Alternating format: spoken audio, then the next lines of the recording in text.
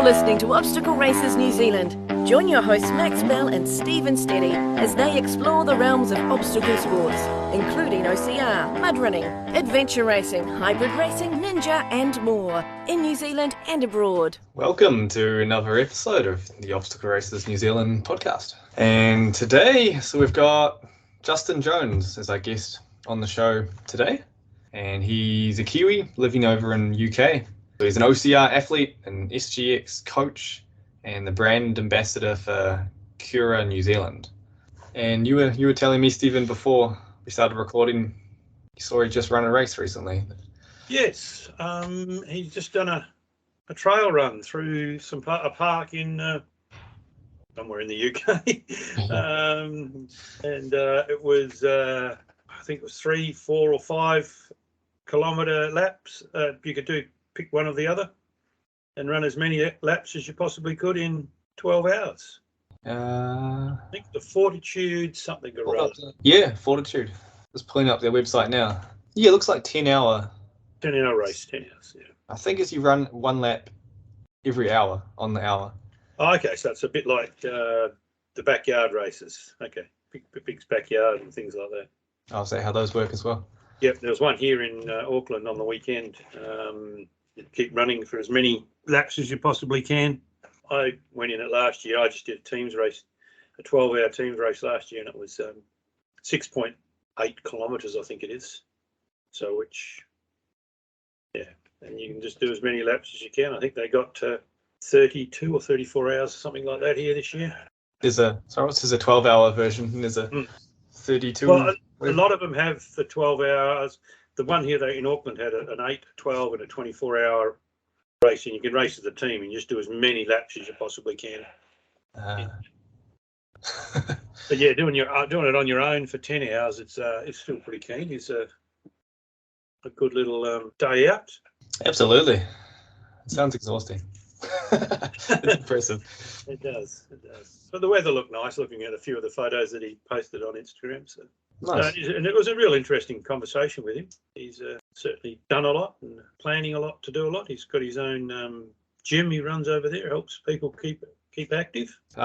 Before we jump to the interview, what have we been up to? Done any training, any good training recently you want to talk about?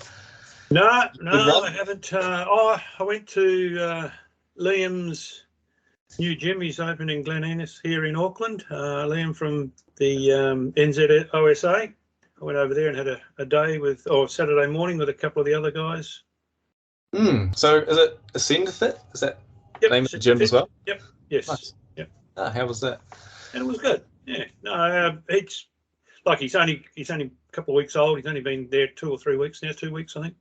Still waiting for a lot of his gear. It didn't have any of the bikes or rowing machines. Half his weights weren't there. But it's a nice big area. Looks well set out. I'm commuting between here and Waihi Beach at the moment. So me and my wife are staying down there for summer. So when we come back in the end of April, beginning of May, I might sign up and do a few classes with him. Yeah, I'll have to go next time I'm in Auckland. Maybe for Ultimate Athlete or Spartan. Spartan, yeah. And I'm up there. Have to go check out his gym as well. Yes, Spartan. The buggers. Gone and moved again. Yes, that's the big news item, isn't it? For us to talk about. Bit of a yeah, well, this time right? It's not good news. All this waiting around and everything, and I don't look like I'm going to be able to do it because we planned on a trip to Australia around the last week of November and the beginning of December. So I think I'm going to have to kiss my money goodbye with trying to get them. I was supposed to be at Bright the past weekend doing a race, a trifecta weekend with a couple of friends there, but that didn't happen either. Yeah, it's a weird one. So the news, if anyone hasn't heard, is that Spartan Auckland has been postponed again. So this is the 5th time I've postponed a New Zealand race. So it adds up to 2 full years of postponements now. It was scheduled for 13th, 15th of May. It has been postponed to the 25th, 26th, 27th of November. And here's there. Should I read out there So here's the announcement they sent out. It says, "Dear Spartans, due to the New Zealand government Code Red restrictions, the Spartan event cannot proceed in May as planned. Following discussions, we have agreed that it is best to steer clear of winter, hopefully avoiding any potential COVID issues, and designate a date later with warmer weather and a healthier environment." And they give the dates and they give the info on tickets and stuff carrying forward. And they say, "Like you, we are incredibly frustrated by the circumstances we have faced over the last 2 years, but make no mistake, we are determined to bring Spartan back to Auckland and feel that this is the best solution for races, suppliers, partners, and stakeholders." So the crazy thing is that they postponed, and the reason they postponed is that they said due to the New Zealand government Code Red restrictions, which the restrictions at the time were that under red level outdoor events were limited to 100 participants. However, the New Zealand government then said that exact same day that they were lifting all these restrictions. So Spartan sent out their announcement, and then literally a few hours later, the restrictions that they said were the reason they postponed were removed. And then there's no outdoor gathering limit on events in New Zealand any longer. We don't get any more come back. Yeah. There could be a reversal. Yeah, if there's a big. Hopefully not. Hopefully not. The timing of it's just bizarre. I don't know. Yeah. I don't know what to say about it. Yeah, it's a bit hard to say they would have had inside information, because I don't think anyone really. We sort of knew, didn't we, that the government was going to do it. So, well, it is what it is. The heads up was given that the government was making the announcement on Wednesday, on that day. Yeah. So I find it odd that an event management company wouldn't know that the announcement was coming. And just the timing was so bizarre that it happened in the exact same day. Yeah, so unfortunately Spartan did not come back after the government's announcement and changed their postponement. They're stuck with the new postponement date, even though they could have gone ahead in May. So there wasn't a reversal, unfortunately. So Spartan is now going ahead, 25th to 27th of November. Yeah, so that means it's a week before Ultimate Athlete again. Yeah, so I don't know how pre-planned that was, because Spartan Auckland was the weekend before Ultimate Athlete Mount Maunganui. And now Spartan's postponement date is the weekend before Ultimate Athlete Auckland. Yeah, it'd be interesting to see what Gavin has to say when we get him on, and if they'd had a discussion or at least any communication on it. Yeah, it would be. It feels like it would be good to know that they have communicated with the other event organisers to make sure they didn't plonk it on top of, because they have done that before. That did happen in the past before, yes. Spartan. Oh, so that happened. So Spartan's May date before this postponement was the weekend before Ultimate Athlete Mount Maunganui. Yeah. However, their postponement before that, they shifted to the exact same date as Ultimate Athlete Mount Maunganui. Yeah. And then they shifted back a week to avoid a clash. Yeah, and now they've changed to a week before Auckland. So it kind of feels deliberate. It would be interesting. We do have Gavin, the general manager of Ultimate Athlete, coming on. Be fascinating to talk to him about if that was hopefully communication between them about it. Good to know that they are communicating. They're not trying to operate in silos. Yeah, especially as Spartan and Ultimate Athlete are probably the two biggest OCR events in New Zealand. Yep. So it's good for them not to clash. And pretty exciting actually that they are both going to be back-to-back weekends in Auckland. So yeah, there's definitely the opportunity to take that whole, if you're outside of Auckland like me, take that whole week off work and go up for one weekend, do Spartan, stay the whole week in Auckland, and then do Ultimate Athlete. And you're still coming up for Ultimate Athlete in May? Yep. So what's that? 20th, 21st of May. So I'm going to go up and do officiating again, volunteer doing officiating for the race. That'll be exciting. Yep. So that's with the NZOSA. Have you got other people lined up for that, or to help with the officiating? How are you getting on with that side of things? Still figuring it out at this point.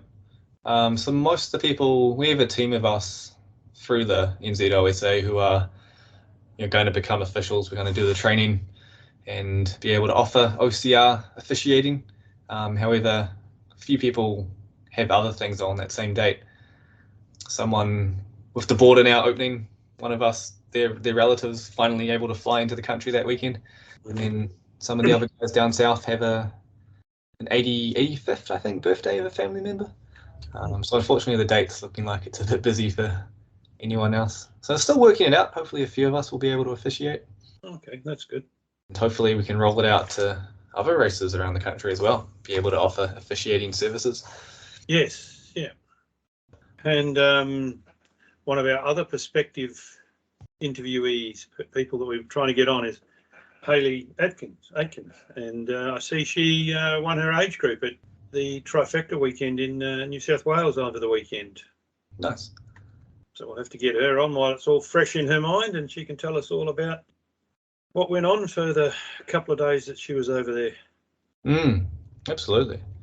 She raced under an Australian flag, though, so we'll have to discuss that with her. Yes. All right. Well, shall we cut over to Justin's discussion and see, or have you thought of something else you'd like to bring up? Something, because we've been talking about getting our first, well, we have locked in. We've been talking about getting sponsors for the podcast. Oh, yeah. Yes. So we've locked in our first sponsor for the podcast. It's exciting. Next episode, I believe, we'll be able to bring that on board and get a promotion for them. And so that's something I want to bring up now is it's coming, and I'm excited. So it's a New Zealand company who's sponsoring the podcast, and they're offering us a discount code and some product for us to review and talk about. And, it's a product that's, made here in New Zealand and relevant to OCR athletes. So very exciting to have that on next episode. Okay. Oh, that's good. Okay. Shall we cut over to Justin and let him tell us all about OCR in the UK?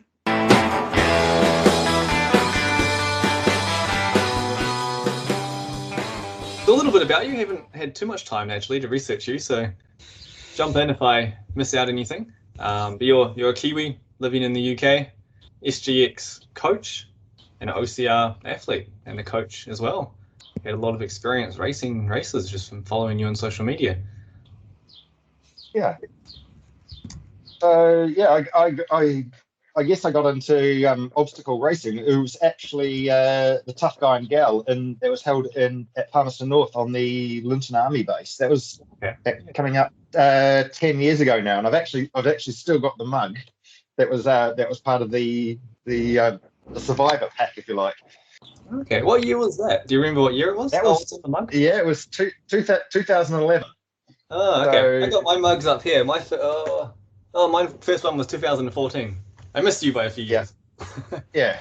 Yeah, I did the Palmerston. That was a mate said sort of, oh, let's go do this, and it's sort of like it's an obstacle race, and I thought, oh yeah, sort of we'll give that a crack, and I've been a personal trainer now for over 20 years, and it was like, so I thought, okay, right, I'll do some gym conditioning, I'll do circuit work, and get ready for this race. And it's probably one of the rookie mistakes I made as someone coming from sort of a gym bunny background, was that training for an obstacle race by just doing strength work. And it was much more, I should have actually done a lot more running, because it was a lot of running through marshy ground and not being fit as a runner for that. I was sort of like, my friend just basically ran off and left me. He did two laps. I did sort of the 7K, and it's like, and it turned out there weren't that many obstacles. They sort of bigged up the sort of, assault course thing, and you did have like a few obstacles on their assault course. You didn't do any of the rope climbs and stuff, because they were basically going, no, we don't want the general public trying to climb our ropes and get over walls and stuff. But it was sort of, that was the opening. And then it was a couple of years later, and we moved to the UK the next year, and I did my first Tough Mudder in 2013, and that was set in Glenisca Estate in Wales, which is sort of lots of rolling hills, the mud, there was walls, there was the customary Tough Mudder favourite of electroshock therapy. We basically ran through dangling electric cattle wire and got shocked. And I went, that was tough. I'm never doing one ever again. That's me done. And it wasn't till 2015 I got sent an offer, and I was like, yeah, I think I'll give this another go. And it was sort of from there I started doing a few obstacle races. I met some clients who were preparing for some of the obstacle races, and started getting into it more and more from there.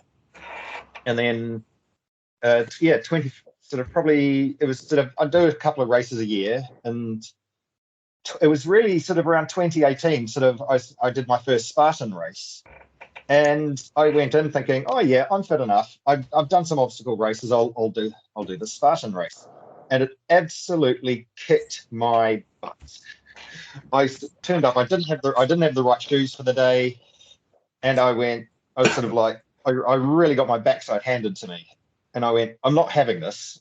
I'm going to be fit enough, and I'm going to go back, and I'm going to do some more races. I had some other races booked up, and I started getting fitter and fitter. And then I made some health and lifestyle changes. I just sort of later on, and I was sort of, one of those was I took a break from alcohol for 3 months, and I turned up at the Spartan Beast, and I actually did pretty well. I actually ran only about 10 or 15 minutes slower than the Super I'd done, and the Super is about 10k. I actually ran it only 10 minutes slower for this. Turned out to be 25k. I actually ran it only 10 minutes slower than I'd run the Super earlier in the year. So I thought, actually, I'm gonna give this a good crack the next year. So 2019. I thought, well, sorry, is that 10 for the whole thing? So even for the whole Spartan race, yes. Oh, so yeah, it was a big jump. It is. Wow. So I thought, I could do all right at this. Yeah. And the next 2019, the Adventure OCR World Champs was being held in the UK. So I thought, well, actually, I should try and qualify for this. So I booked some races, and ended up qualifying on the very first race that I entered, it's a race called the Nuts Challenge. And it's a winter race, so it's sort of March, so it was very cold, very wet. You end up going through water, and it's a lap race. So you do the same, sort of did three laps, and ended up coming fourth or fifth, which was good enough to qualify for the World Champs that year. So from there, that's where I would say my obstacle racing really took off, was that 2018, 2019 year.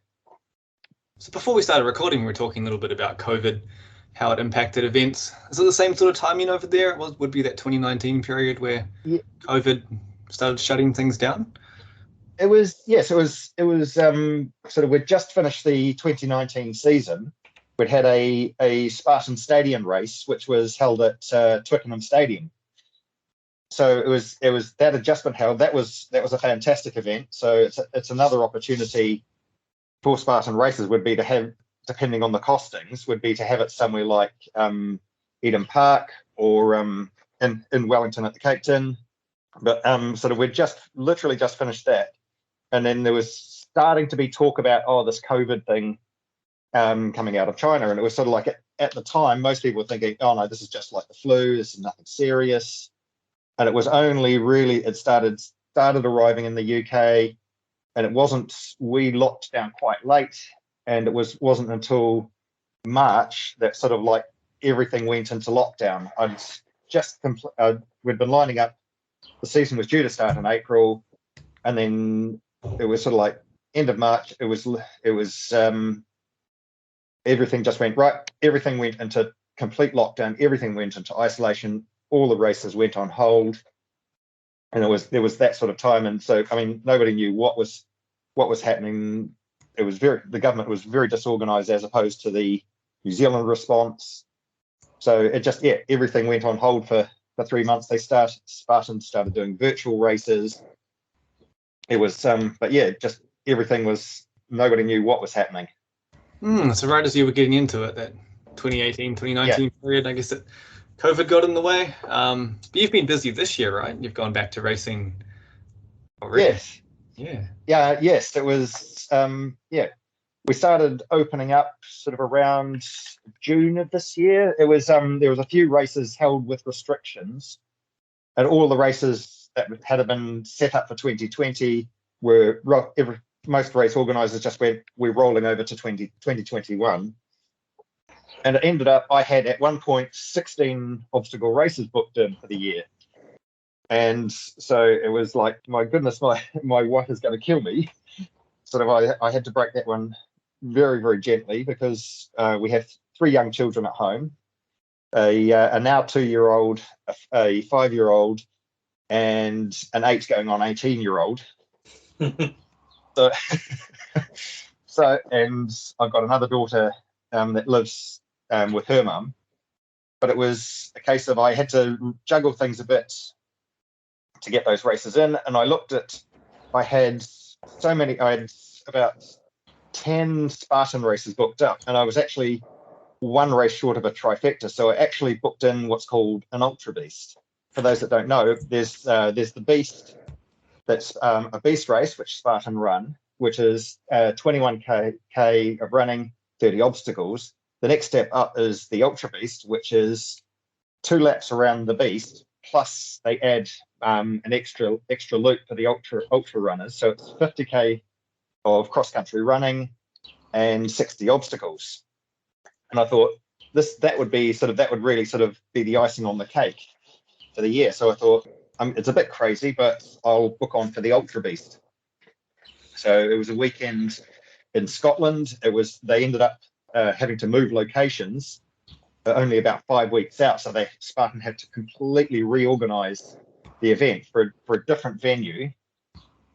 So you can imagine, as a race director, that must have been a logistical. They were not particularly happy, but they did it, and they managed to still run a fantastic event. The numbers weren't great, but that was probably the peak challenge of the year, and it took a lot of training and a lot of commitment. But that was probably the highlight of my year. And as a result, I ended up with what's called the triple trifecta, which would be a great thing for New Zealand to have. So a trifecta, you get completing each Spartan race, you get a wedge, which when you get the 3 wedges together of a sprint, a super, and a beast, makes for a whole medal on its own.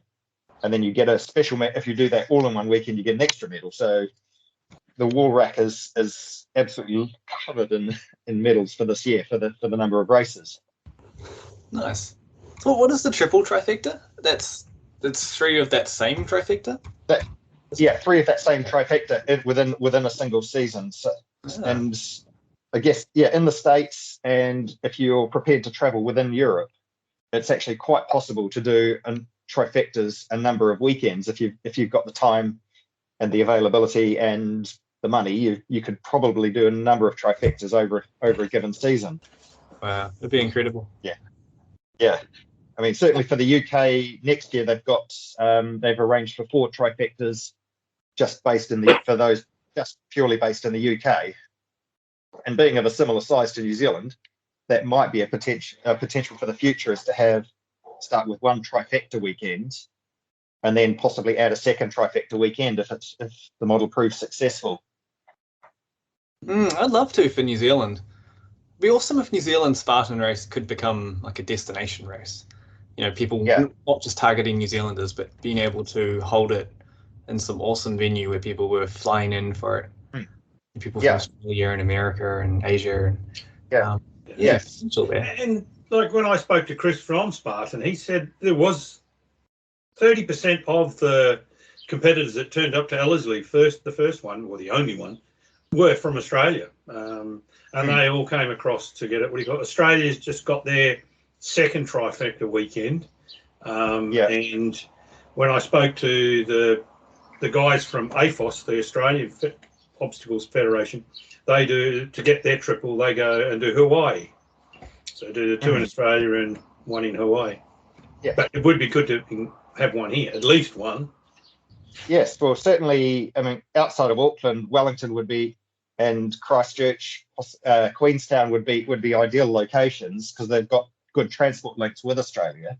And sort of having lived for 4 years in Wellington prior to moving to the UK, it would certainly sort of knowing that the transport links from the airport to the central city out to Porirua and the Hutt Valley, Wellington would, to me, seems an ideal location because you've also got plenty of natural obstacles, which Spartan do like to have a lot of hill and incline in their races. Some of their toughest races are the ones that involve sort of a lot of elevation. So one of the races I did back in 2019 was at the location of Morzine, which it's in the French Alps on the Swiss-French border, and it was a race that had something like 2,000 meters of climbing and elevation. It was based on a ski slope, so it was a fantastic venue.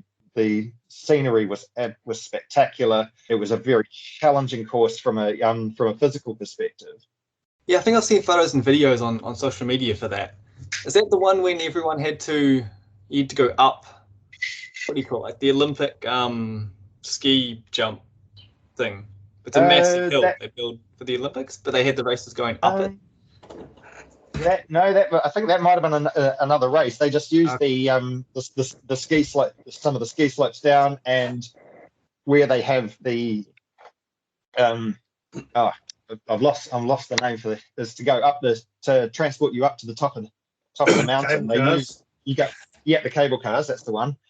You basically were running the trail underneath the cable cars, so it sort of sometimes it felt like a 45-degree incline trying to get up the side of this hill.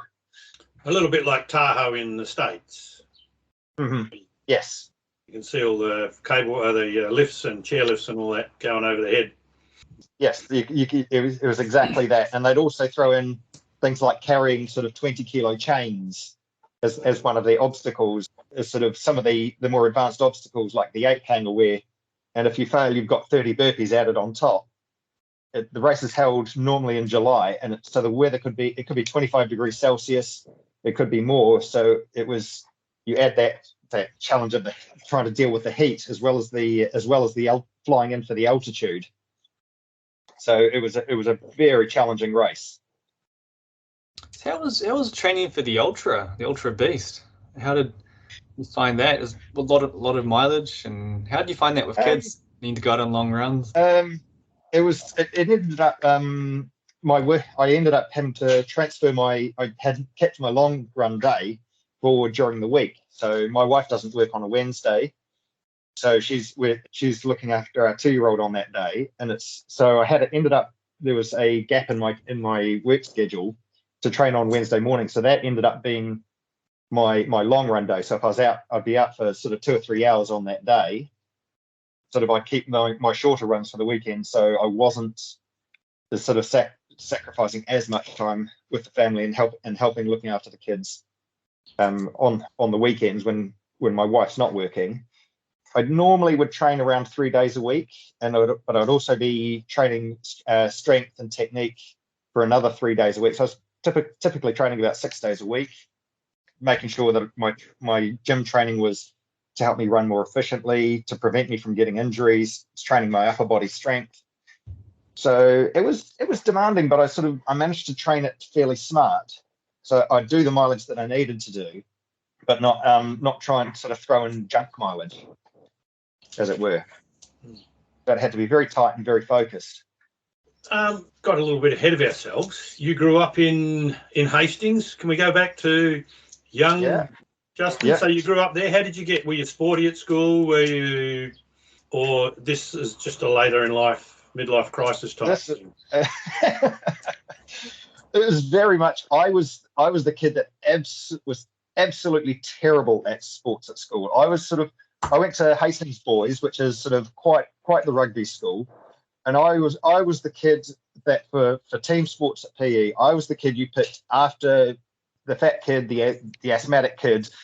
I was the one with absolutely no hand-eye coordination. It was sort of like, I swear the teams would fight over who got me, not for the value, but who got left with me. It was just like, and Jones, and there was there was almost a collective groan within the other people who had been picked for the team sport for the sport, and it was just like I had no interest in playing rugby because I was terrible at sports. I had no interest in playing rugby. No interest in any of the other sports. So it wasn't till I went off to university. I used to sort of cycle a lot around the Hawke's Bay because it's fairly flat. But when I got off to university, I started doing fencing, which was actually it was a sport I seemed to have developed an affinity for. And I found you didn't have to be competitive with anyone but yourself. So I started doing gym training when I was at uni, and I found I enjoyed that. I started helping friends with their gym training, and then one day I decided, okay, well that's what I want to do, sort of, is to go into the fitness industry. So it was very much a later in life thing for me to get into sport. Okay. And is that what took you to the UK, or how did you end up where you are now? I went out to the UK for a friend of mine was getting married in Slovakia. So I went out what was just going to be a holiday trip and did a bit of a touring around Europe, and sort of arrived in England and thought, well, actually, this looks like a great place to settle and have a bit of fun, do some work as a fitness instructor, and ended up going home, selling up everything, and going out to the UK on a two-year working holiday visa. Ended up staying for 4 years. I had a child, and then sort of things didn't work out well with that relationship. I ended up moving back to New Zealand, but on the way I went to Paris for what was supposed to be like just a 5-day sort of see Paris, because I'd never been to France, and then go home. And I ended up meeting my future wife on a tour in Paris. So we came back to I came back to New Zealand. She came out to visit me. We realised, okay, things are pretty serious. We started out just having a relationship, and then realised, okay, no, this is meant to be. We ended up getting, after sort of, I went back out to where she was working in Japan, and proposed, and we got married in 2011, and decided we both wanted to work and live in the UK. So we ended up moving back here in 2012, and that's pretty much where we've made our home. Yeah. And I take it your wife's French, or you met a Kiwi? Yes. No, my wife is French. So we do try to get across to France at least once a year. It's almost like traveling from North Island to South Island, and then a bit of a drive. So it'd be effectively the distance of getting from Wellington to Christchurch using the ferry. Okay. Yeah. So. And then you got into coaching over there, and then Spartan came along, and you become a SX coach. Yes. So it was actually I'd been eyeing it up, and then during the lockdown, I sort of thought, well, this is a chance to upgrade my qualifications. So I decided to take on the SGX program for Spartan coaches, and thought there's something in this. So I then qualified as one of the few SGX2 level coaches here in the UK. So it's something I really think it is a growing sport here. There's a lot of challenges sort of trying to grow it and grow the membership of the Obstacle Sports Federation here, because to be recognised as a sport, they need about 1,600 members for them to be recognised by the UK sporting bodies. And at the moment, they're at about between 700 and 800. So they've got a bit of work to do to be recognised as a sport. That's the next challenge for obstacle sports over here. Because certainly there's quite a people love doing the obstacle races as like a go out with friends, have a laugh, or with work colleagues, have a laugh, go around one of these muddy runs. They love the mud over here for some reason. But so there's certainly there's that groundswell that is then converting people into doing it as a sport. And we've got some very prominent elite athletes in the obstacle racing here in the UK. There's if people want to look up John Albon, Albon. He's a number of times world champion across a number of the different sort of Tough Mudder, Spartan, other European champs. He's a fantastic athlete. I believe he's based in Norway, but he's a UK. He's a UK athlete. I read his bio today. Oh, not his bio. His little blog today on the World championships in Yes. Abu Dhabi, and how Yeah. he was training for that, going into the desert, and he's training, and he used to have to bring the spear inside because the rope kept on freezing, Right. and stuff like that. It was quite interesting. He put it out. Yeah, he put it out the 7th, so he must have put it out this morning. It's I follow him on Instagram. It's a real interesting read on how he trained in Norway in the middle of winter for racing around the desert last weekend. Yes, yes, because I think I mean I saw that he was struggling after the Beast where he came third, and it was I was thinking yes, it was sort of must have been quite a dramatic change to how do you it's a question of how do you train and for those for completely opposite atmosphere temperatures.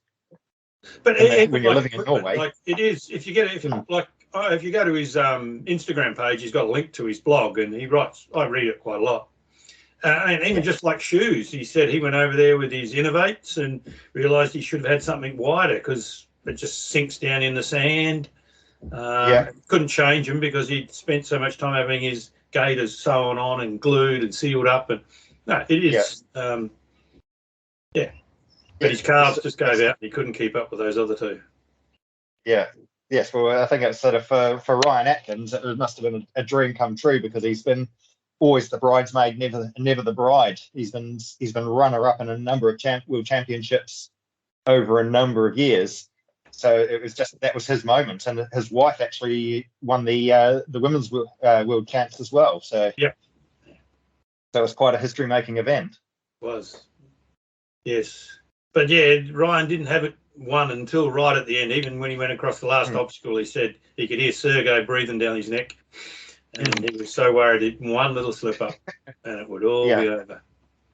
Well, that's been my experience when the elites are running. It can be as simple as one error on one obstacle, particularly the spear throw, which some people regard that as being a bit of a potluck obstacle. From a coaching perspective, I say it's actually, if you train technique, it's not so much of a potluck obstacle racing. I used to do archery, and there's a number of technique things that I applied to spear throw because nobody likes doing burpees. There's a number of body techniques you can apply and throwing techniques you can apply to spear throw, so that you've got a much better chance of hitting the obstacle, making the spear stick, and then the technique is you run like Fernando to get out of that spear throwing area, just in case the spear tips down, touches the ground, or falls out. The rules state if you're out of the area, it still counts. You're not penalised. If it hits that target, and then the spear drops down and the spear touches the ground, that's a fail. Oh. So the key is make the throw. When you see it's going in, run as fast as you can. Yeah, and that's if you watch Lindsay Webster, she always takes the last one for that exact reason. I can remember her putting on a Instagram or on a obstacle racing media or something, saying the exact same thing. She always goes through and tries to get that very last one. So she's only got 12 steps and she's outside the arena. So as soon as it touches that board, she's gone. Yeah. So you don't. That's good. Yes, that's very much. Yeah, there's very much the strategy is also. I mean, there's things like looking at choosing the spear that's stuck into the hay bale or into the target, because then you know the string is long enough. Because sometimes over the course of a weekend, the strings can get quite knotted up, because when you throw the spear is spinning, so the rope gets tied up and tangled. So if you know that the spear is sticking in the target, you know, okay, right, I know that now that the rope is long enough. You pull out that spear, run it up, and you keep the rope over the other side of the barrier. Because one of the mistakes I made in my first ever Spartan was I threw the spear. Luckily it was going at the target, and then about 6 inches from the target, the spear just went no, and it flew back at me, and it was like, what's going on here? Some sort of prank. And I looked down, and my foot was on the rope, and it was like they went 30 burpees. Sorry. So what is the technique for a spear throw, in your opinion? Because the way I've heard was like throw it like a dart. So not like a ball where you're twisting, but like arm forward, throw it straight. It's all in the flick of the elbow. Is that the technique you recommend as well? That's not the technique I recommend. Sort of I guess your listeners can't see me visually cringe at the throw like a dart technique. Okay. It's more of a javelin throw. It's sort of so I tend to have my non-throwing arm pointed at the target. It's more like a javelin throw, or sort of like a baseball pitch, and then making sure that it's actually your front foot is turned in so that you limit the rotation, because if you do throw like a baseball, there's a chance that you're going to rotate a lot, and that could throw your spear off in that direction that you sort of over to, say, if you're a right-handed throw, you could end up throwing over too far to the left. So if I limit the rotation in my hip, I aim it at the target, I close one eye, and I tend to have, you have to have the point behind the balance. There's a balance point on the spear, and your hand is slightly behind that. So you end up throwing it a little bit more like a javelin. And at the event in Wales, they actually had the distance can vary between races. So, for example, at the Twickenham Stadium event, due to space restrictions, it was almost the spear throw was almost close enough. You could almost grab the end of the spear and just push it into the target. It was I was more worried about the spear going through the target or over the target. Whereas at the Wales event this year, only about between the elites and the age group races on the first race of the weekend, the Beast, there was a few hundred competitors. Only 9 people actually made the spear throw, because they'd set it so far back.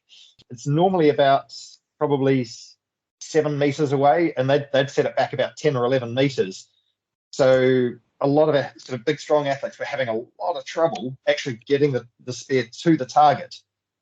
By the end of the weekend, my strength was starting to fade, I could make the line. I could throw in the line, and my spear would sort of skitter up to the bottom of the target.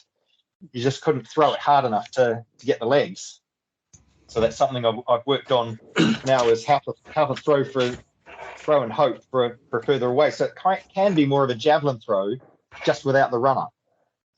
That's my take on the spear throw. And at the ultra, I actually made they set out an extra spear throw on the ultra lap. So as an ultra beast runner, you threw the spear 4 times over the course of the weekend, and I made that every single time because I practiced my techniques for many hours. That was my big lockdown hobby, was the spear throw technique, because you didn't need a race, you just went out, threw spear, and practiced a lot to get that right. I might have to start practicing a spear throw again. Because I always heard the opposite, was like, don't throw it like a javelin, throw it like a dart. So we last came to Auckland, like 2019 Spartan. I threw it like a dart, got a right sort of power to hit the target, but just missed the target completely. It went straight past the target. So I'm like, if I throw it like a javelin, use my upper hand to aim, it may be better. The only obstacle I failed was the spear throw. But now that Spartan's hopefully coming back to New Zealand, I got to start practicing. You just reminded me I need to. It's easy enough to make your own spear at home with a tool, with like a rake handle. Put like a little bit of weight on the end of it, or like a tennis ball. So make sure the head is weighted. You don't need a proper spear head if you want to just get out and start practicing. But normally, yes, I do throw like a javelin. I might have to put up a video of how to do the technique that I use. Yeah. So on that, do you have like facilities that you can go and train at in London or Kent or wherever you guys are? Yes, there are a number of training facilities around, and some of the best races actually, one particular series called the Nuclear Races, they actually have training facilities set up at their event location. So it's probably one of the best race series in the UK. That they're actually established on a family farm, but they've also set up like obstacle. They've got their own race team. They've got some of the obstacles permanently. They've got obstacles permanently set up that people can pay to go and practice on. So it generates another revenue for the race directors. So I'm fortunate that the gym. What is it? One of the World Championships was held in 2019, or? Yes, that's the one. So they have a permanent setup there for a number of their obstacles. Some of them they will sort of store in the family or in the farms. Some of them will be made specifically for a weekend, but there are also permanent obstacles set up. Is that the race where?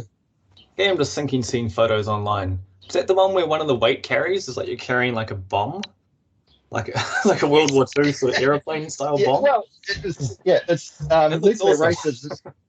Yeah, it's they've got a very interesting history. Is that it's established on a family farm, and during the Cold War, there was a compulsory purchase by the UK government to set up a secret underground bunker, so that if World War III happened, they knew London was going to be bombed, so they were setting up an alternative place to form a government, in this location on this farm in a nuclear bunker, and it's which fortunately never happened. And at the end of the war, the family, at the end of the Cold War, the family were able to purchase this back. So originally there was they sort of started having the secret bunker as a tourist attraction. And then for whatever reason, they decided to get into setting up their own obstacle races. So they had the farmland, and they decided to theme everything around sort of the idea of nuclear. So like, yes, you do carry a weight called it's shaped like a missile.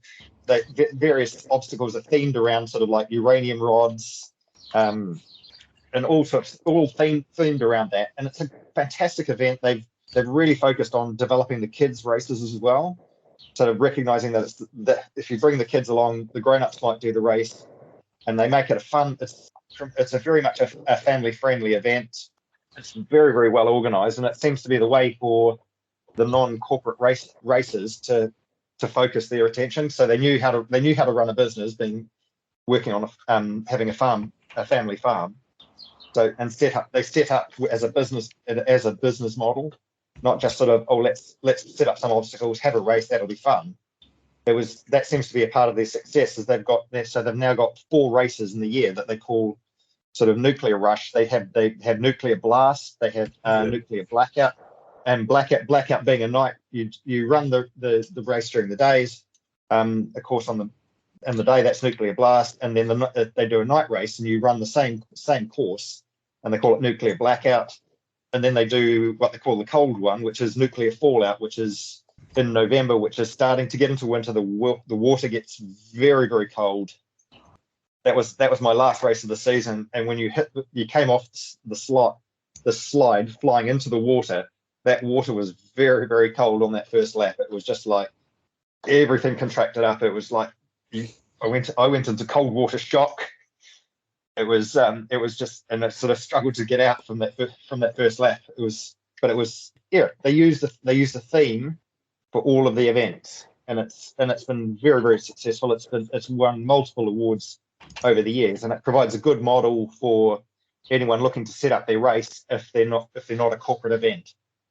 Yeah, I've heard a lot about it. I was doing some research for the NZOSA on leaderboards and everything. Their website was one of the ones I looked at and stuff like that.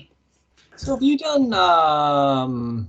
Sorry, you just reminded me now. I'm trying to look it up now, but there's Rat Race. I haven't. No, I haven't done the Rat Race. The organisers of that have decided they call it their dirty weekend. They're actually finishing up with obstacle races. They're moving more into adventure racing. Yes. Just thinking that, because they are holding one in New Zealand. Is that right? Yep. They're going. It's an adventure race, which I think is 2023. Mm-hmm. I follow one of the women who. What's her name? Yeah, it's 2023. Just found it now. 4 brand new multi-sport races across Australia and New Zealand. Yeah, an Australian company bought into them, Yeah, just thinking that connection between New Zealand and the UK, the races. But that's one company that I'm aware of is operating in both countries, or it's going to. Yes, so certainly. 'Cause I was Yeah, going it to say does the take a rat lot. race, they hold them all over the world, and they are, there's some quite spectacular races. They have them in the States and everywhere.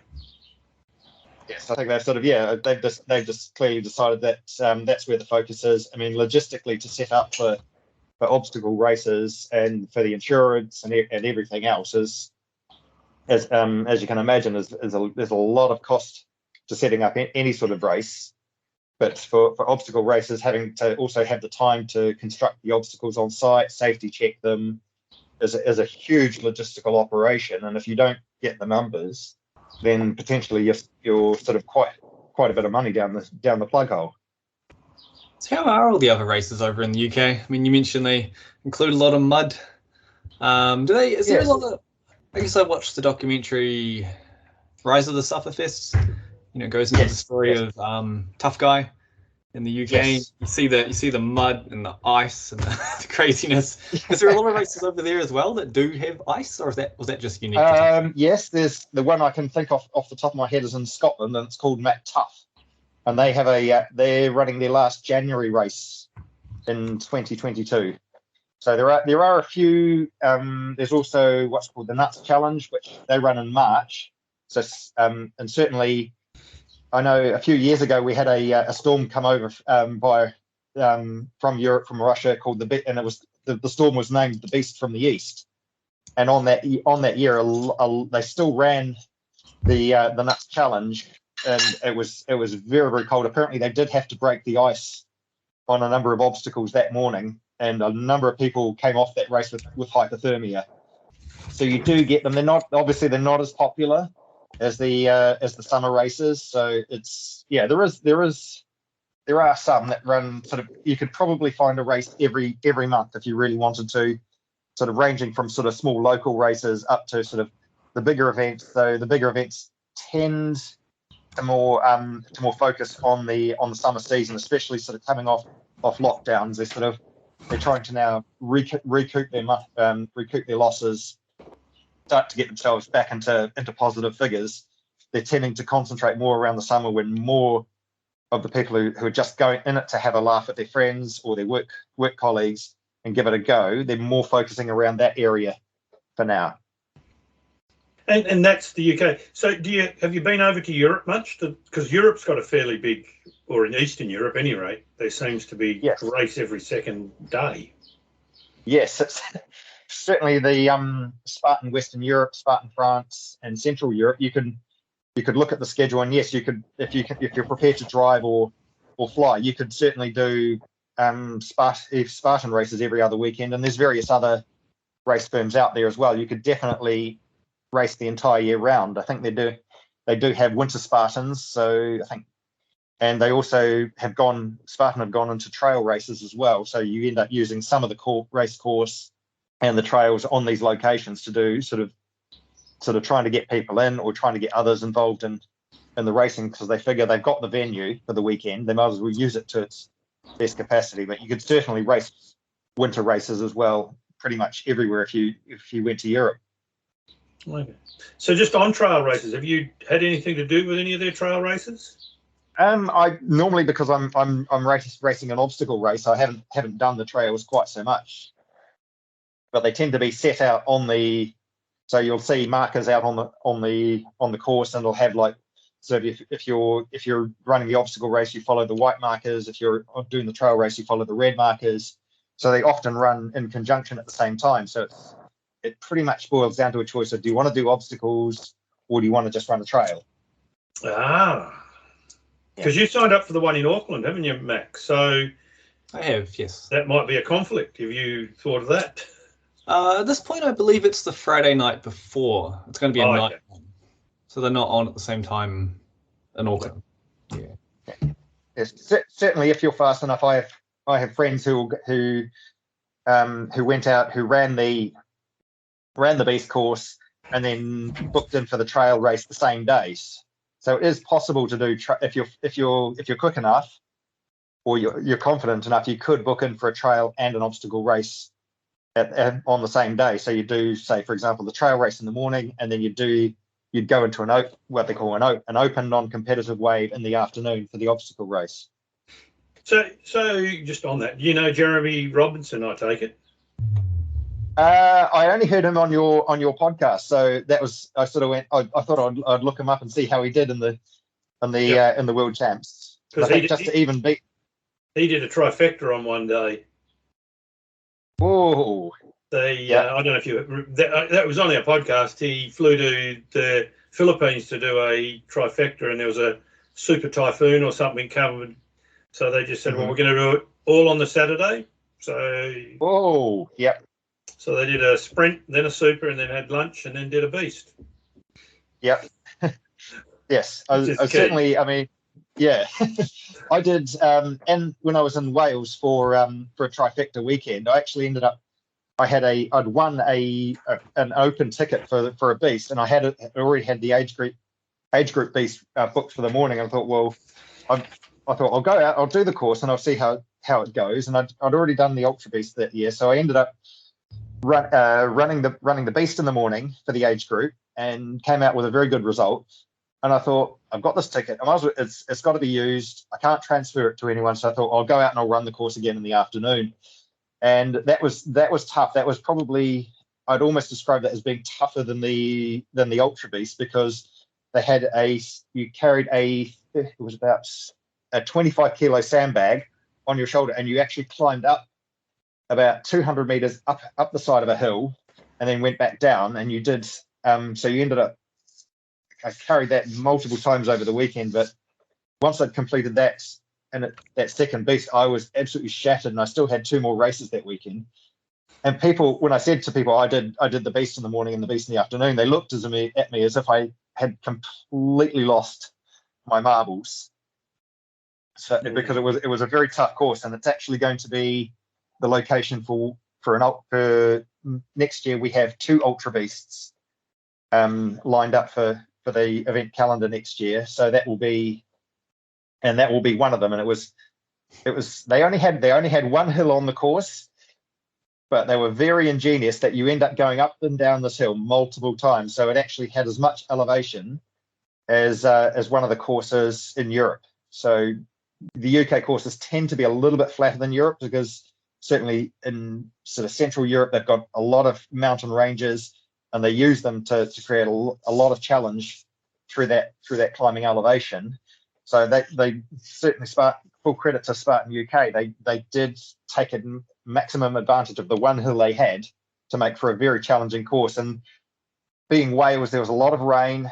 There'd been a lot of rain over the days leading up to the event, and you're climbing this hill, and there's just like a torrent of rain coming down, and it was all red clay, and it was just like you're absolutely caked in mud, and you're trying to sort of almost climb like a mini waterfall on each of the races.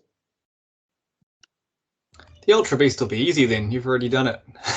You've already done 2 beasts. I kind of looked at it as, well, this would almost be practice for the ultra beast next year, and it's like, okay, I'm wondering, okay, how are they going to ultra size the course? Because one of the things they do, that's not only that you'll do the obstacles twice. They sort of sometimes, like some of the Olympus wall, they made that an extra section longer for the ultra runners.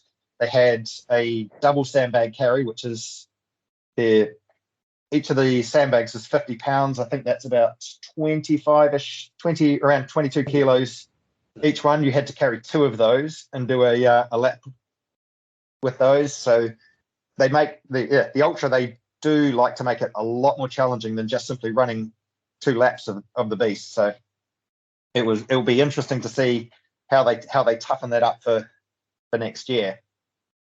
So just out of interest, how far would you travel, like what to get to these? How far from where you're based do you have to travel to?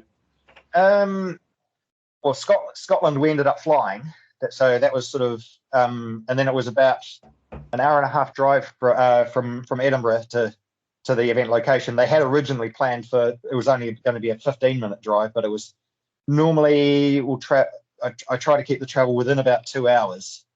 No. So sometimes that will be for whales. It was about 2.5, 3 hours. So it's they're tending to gravitate more towards the middle of the UK or the south because that's where the population base is. And most people would travel maybe an hour, hour and a half.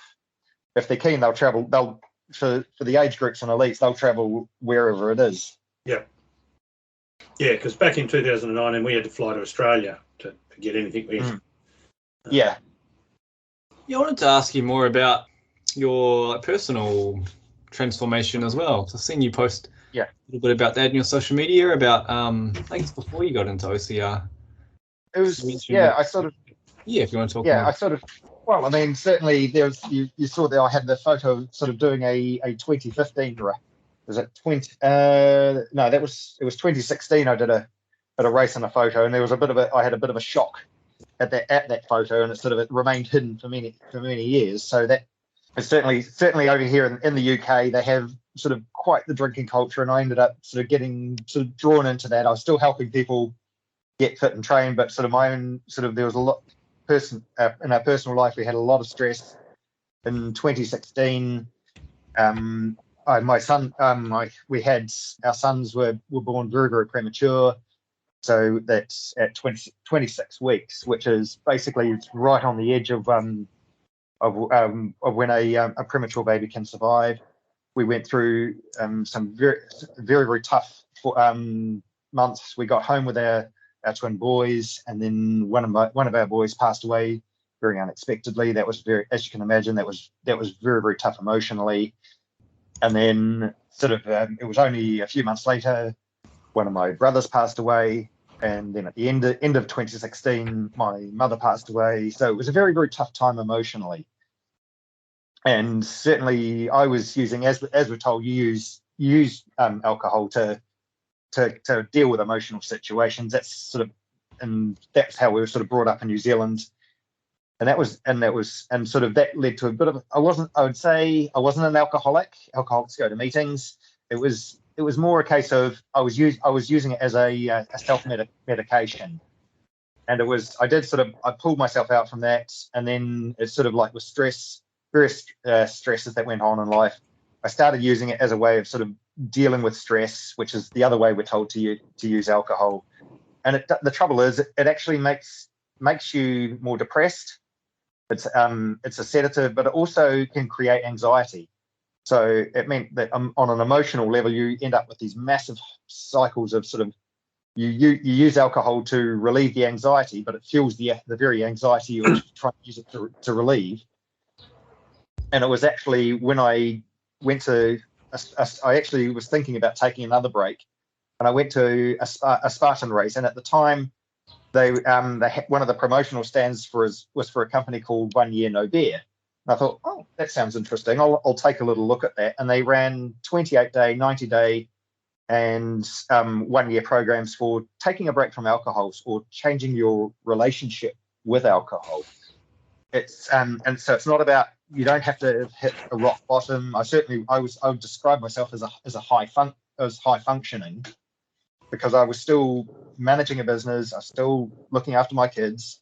I was very, very busy. I was still doing everything that sort of was expected of me, but I was using alcohol in a non-healthy way.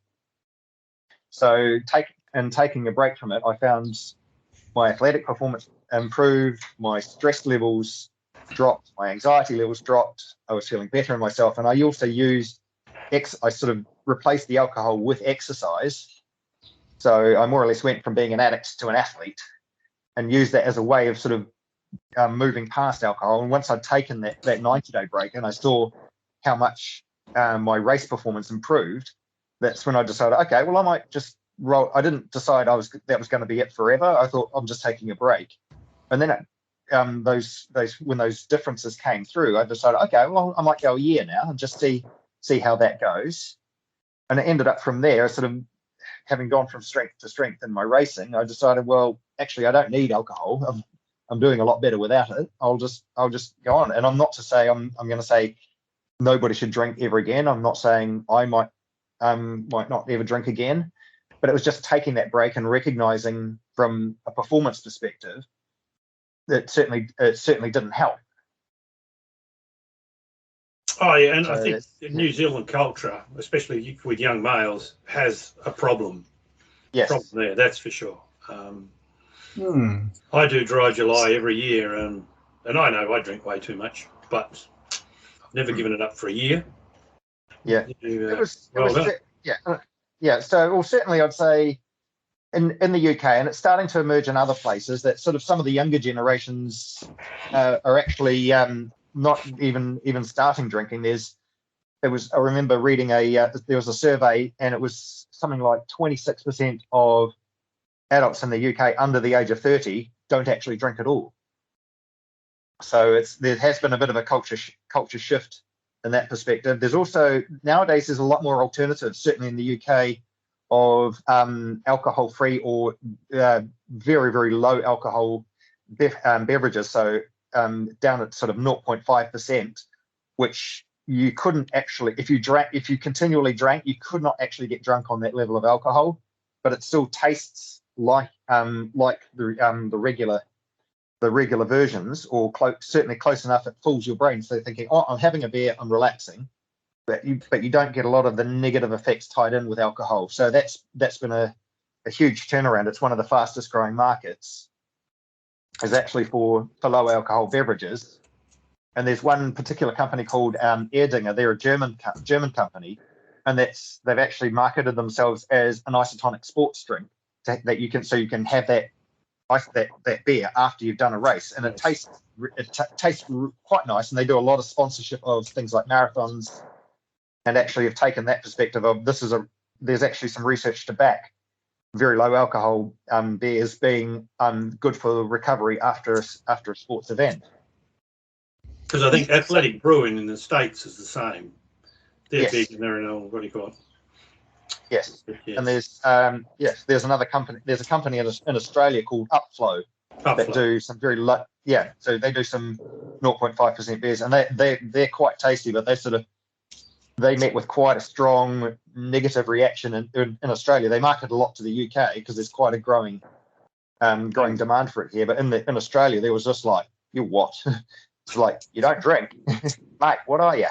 Well, I'm celiac. Worst Australian. I'm celiac, so I don't drink beer anyway.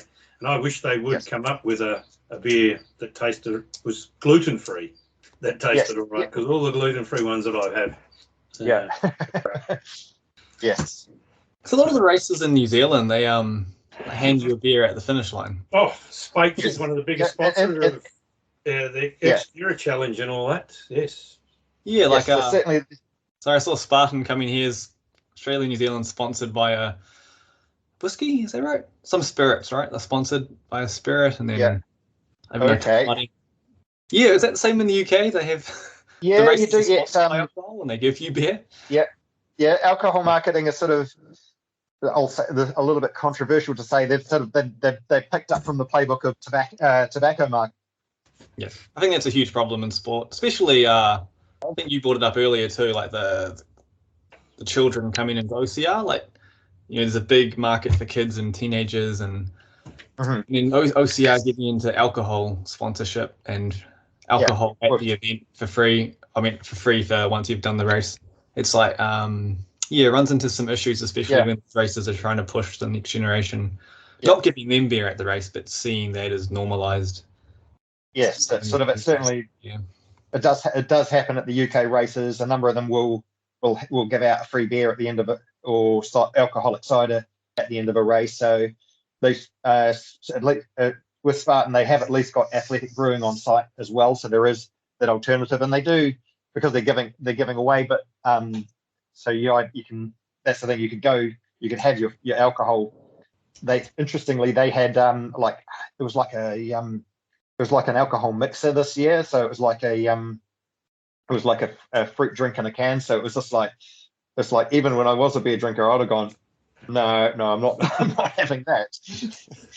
But they did have, they had athletic brewing on site, so you could go and get some free samples from them as well. So at least they've made that side of things. But yes, they're sort of, I think my mic cut out. I said they've taken up, alcohol producers have taken up from the playbook of tobacco that used to try and align themselves with sports.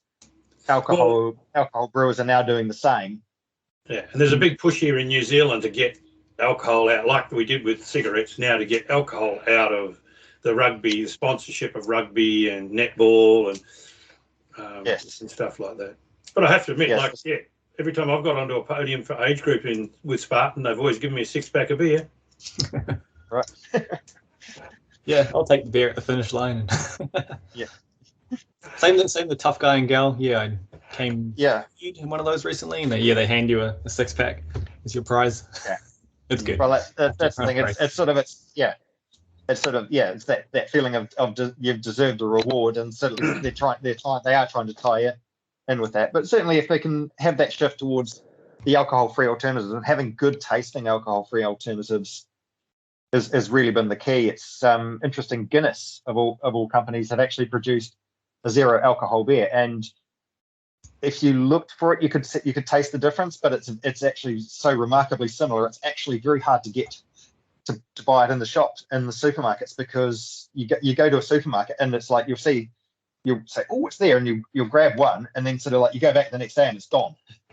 And most people who tried it, you'd be very hard pressed to taste the difference on it. And that seems to be spreading into things like beers and ciders, and red wines not so much. Red wine seems to either taste like Ribena or it tastes like vinegar. It seems to be very difficult to get one that actually tastes good. If you think finding a gluten-free beer that tastes good is hard, Stephen, it's red wine, forget it. Yeah, I know. I've tried that as well, but every now and then I have a go at trying to be really, really healthy. But I couldn't do alcohol-free red wine, because I must admit, I do drink more red wine than anything. All right. Is there anything we haven't discussed that you would like to have talked about, Justin? Any questions we haven't asked, or anything you want to put out there? No, I think we've covered a fairly broad range for those that are still listening. So where will people get hold of you? I know I follow you on Instagram, but yes, normally Instagram is at Active Choice OCR is my obstacle racing sort of handle, or otherwise my Facebook group Active Choice UK is where people can normally get a hold of my website is under development at the moment, but certainly those are the places on social media that people can get a hold of me. Otherwise, Twitter at Active Choice OCR as well. Been fascinating. Yeah, it certainly has. Yeah, I'm excited to see how OCR develops from next year in New Zealand. I think there's a lot of potential to grow the sport, particularly sort of amongst kids, amongst those who may not be the ones that get picked for rugby and sort of that drawn into rugby. They're sort of to say, well, hey, look, there's more individual sports out there that can still challenge you, can keep you fit, can keep you healthy. I think one of the reasons, has a lot of potential for that. One of the reasons me and Max started this was to get more, get it out there a little bit more, because New Zealand, in theory, should be on top of the world with OCR. Adventure racing, all those sorts of things come from here, really. And we've spoken to a few different people around New Zealand, and there's been little races here and little races there, but nothing big. I know we don't have the population, and you're not going to get the 12,000 people to every race, but I still think there is a huge potential here, especially being tied in with Australia, because once the borders open, it isn't that bad. I went across to Melbourne for a weekend, and it's like flying to Queenstown. Yeah, I think it is very doable. Sort of as you say, once those borders open up, to sort of take advantage of, hey, look, it's only a 3-hour flight or a 3.5-hour flight to Auckland or Wellington, Christchurch or Queenstown to be able to do these races and in some spectacular locations. Yes, there certainly is some. All right, one other question we ask all our guests: if you could have coffee with any person, whoever, dead or alive, who would it be and why? Oh, that is a tricky one. Okay, I'm gonna go with Joe DeSena, who created the Spartan races, because I think sort of he's a very interesting person. Sort of picking up some of his mental resilience. I think in a conversation would be a great thing to pick up sort of some advice from him. Yes, going to stay on at his ranch in Vermont would be really good. Have you read his books? Yes, I have read a couple of his books. Yes, I think he'd be a very interesting person to talk to. Lockdown here, I read a couple of his books, and Spartan Up, the first one, or about how he started and where he come from, was really interesting. Yeah. Yes. How he survived his first ever race, I have no idea. And yeah, yes, or even coming through the accident that sort of could have destroyed his hip, and how he rehabbed from that. I think was just fascinating. No, he certainly would be a real good person to sit down and have a chat with. All right, well, thank you very much for that. It was really good talking to you. Thank you, Stephen. Yeah, thank you, Max. So yeah, it's been great talking to you guys.